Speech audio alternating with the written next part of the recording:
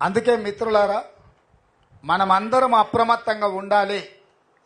మన పూర్వీకులు మనకిచ్చిన ప్రజాస్వామ్యాన్ని, మనకిచ్చిన రాజ్యాంగాన్ని, మనకిచ్చిన ఎస్సీ ఎస్టీ ఓబీసీ మైనారిటీ రిజర్వేషన్లను కాపాడుకొని ఈ దేశంలో మన భవిష్యత్తు ఉజ్వలంగా ఉండాలి, మనకు రక్షణ కలగాలి అనే అంశం మీదనే ఈ ఎన్నికలకు వెళ్తున్నాం. ఇది స్పష్టంగా ప్రజల దగ్గరికి తీసుకెళ్ళండి. చెప్పండి స్పష్టంగా ప్రజలకు.